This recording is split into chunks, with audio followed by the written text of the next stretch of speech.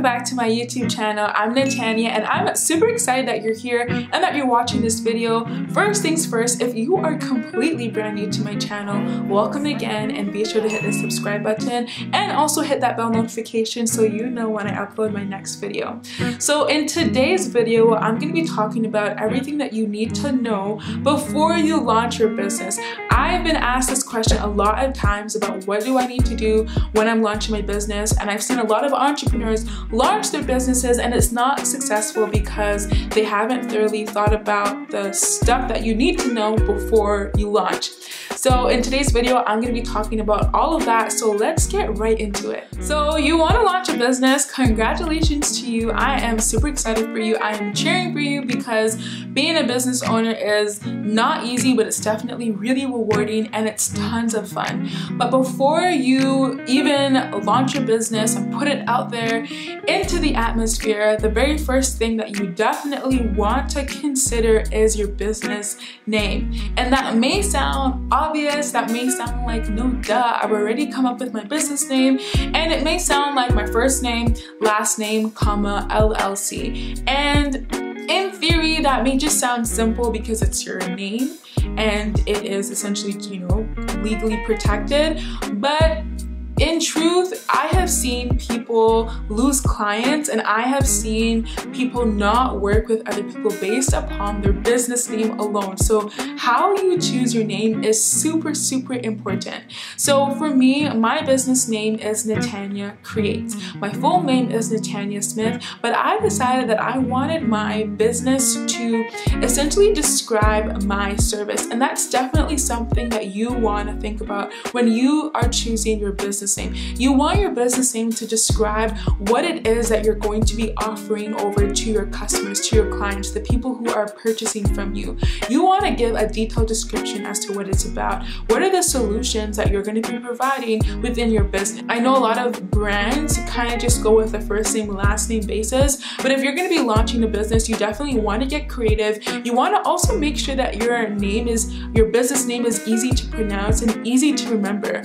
You don't want your business name to be, you know, something in a different language if it's not your first language. So my first language is English, so my target audience will most likely be speaking English. I also speak French, but I'm not going to make my business name within the French language, right? Some of these things may just seem really obvious, it may just seem like obviously not, but I'm telling you, it happens all the time. People really don't take the time to come up with a creative name, a creative business name that sticks, and that when their customers immediately see you as the entrepreneur and as the CEO, that your business name also pops up in their head as well. So that way you're building your brand awareness. But we'll talk more about that in the next clip right now.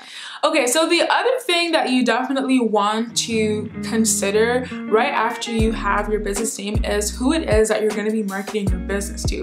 I feel like y'all are going to be like, this is obviously obvious, but it's not obvious. It is not something that a lot of entrepreneurs actually sit down and know the demographics of their target audience. So you want to know your target audience's demographics. You want to know exactly who it is that you're going to be marketing your business to. And how you can do that is by doing market research. That could be, you know, asking people to fill out surveys.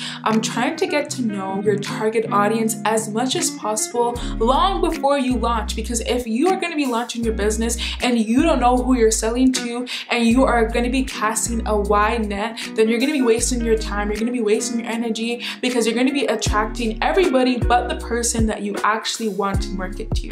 So right after you got your business name, do some market research so you know who exactly is your target audience and who it is your ideal client. That you definitely want to then think about is your pricing points. Are you actually trying to be an entrepreneur full-time, or are you afraid that your business cannot actually be a full-time business, so you're gonna like half charge your services, undercharge whatever it is that you're offering, and not charge your full worth and your full value because you don't think that people are gonna pay for you? But maybe again, you have not yet figured out your pricing structure, so you definitely want to know how much it is that you're gonna be charging per customer, per package, per service, service, per product, how much money, how much profit, not just talking about gross income, how much of that profit minus the expenses that you want to make at the end of the week, at the end of the month. You want to have those numbers figured out because you want to reverse engineer your success. You want to reverse engineer how much money you want to make for the end of the month, and you want to then adjust or position your pricing structure in a way for you to hit that goal and for you to actually be a full-time entrepreneur, right? You're not starting this business out just to have another side hustle. If you wanted to have another side hustle, then you really could have just started a side hustle and not really given much thought into it. But if you really want to be a business owner and you really want to actually make some real money within your business, then you definitely want to figure out your pricing structure long before you even launch. Y'all still with me? Y'all still hanging around? All right, good. So right after you figured out your pricing structure, you then want to figure out what type of social media platform are you going to use to promote your brand awareness. How are you going to market yourself on social media? There is so many different ways that you can position yourself on social media, including some really bad ways, which is one, posting and being inconsistent with your posting strategy, or two, not being sure on your messaging, which is how you're going to be phrasing your services in order to get people to purchase them. So you definitely want to figure out your marketing strategy. You want to figure out how are you going to bring awareness to your business and to your brand, so that way people know about you and that way people remember you whenever it is that you're going to be offering your services, whenever you're going to be launching a new stream of income within your business. You want to have that position within other people's minds that they immediately see your face or they see your business name and they immediately associate it with your solutions that you're going to be offering within your business. So you want to figure out, are you going to be using Facebook? Are you going to be using Instagram? Are you going to be using YouTube or even TikTok, which is extremely popular right now? But there are so many different social media platforms that you can use to grow and build your business and increase your brand awareness. So you want to think about the top platforms that your target audience is going to be on. For the most part, it's going to be Instagram, Facebook, and also YouTube.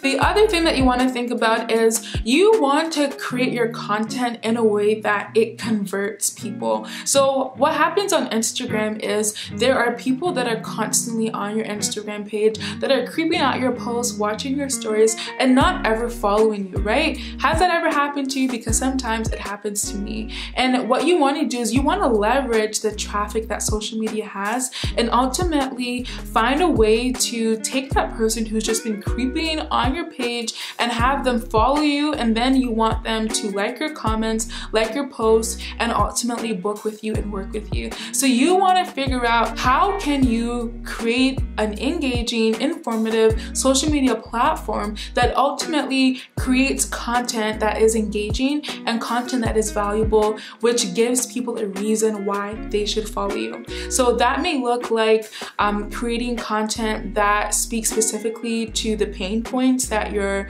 target audience is currently facing, or that could be creating content that is motivational, that is funny, that is deep and insightful, and something that is inspirational. Whatever or however you want to create your content, find a way that you do that which resonates with your business, but also with your personality. You want to come off across as somebody who is authentic within their business and within the type of content that you're creating. It's so much easier and you basically flow so much more naturally if you try to be yourself on social media as much as possible. Social media can really just be a fake reality of things that are not really true, of people who are living behind filters, and you're really looking at people's highlights and milestone moments within their life. If you can then stop the scroll and create content that is vulnerable, content that is emotionally driven, and content that reflects your personality, you are on your way to making thousands of dollars from your business.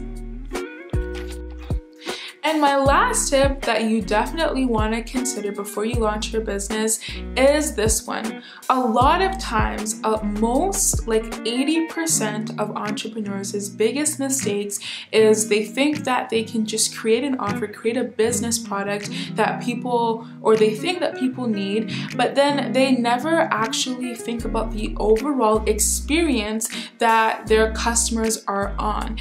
It's not enough just to put out a t-shirt and make people purchase from it. What is the overall experience that you as the entrepreneur, you as the business owner is going to be giving when the minute that somebody decides to purchase from you? How do you want people to feel? Are you going to be sending an email? Are you going to be sending a follow-up email? Are you going to be giving the inside scoop as to what it's like to be an entrepreneur running your business? Are you going to give some behind the scenes? Are you going to give out freebies, give out discounts, build a membership, build a community, find a way to go above and beyond than just offering one single product? It's really about giving that overall experience and making people ultimately draw closer to you as the entrepreneur, and you're not just at a place where somebody is interested in your business, they make a purchase, and that's done. There's no relationship building, there's no community at all. They never see you again, they never purchase from you again because you only sold a product and you didn't sell an experience. So these are my tips on what you want to consider before you launch your business. And let me tell you guys, I did not know all of this before I launched my coaching business. I only figured this out right like years and months later, after launching and after working with customers and after falling flat on my face many times. So let me know if you really enjoyed this video. Be sure to give this video a thumbs up and let me know if there's anything that I said that stuck out to you or that you maybe knew but didn't really consider too much. Let me know in the comment section down below, and I will see you in my next video.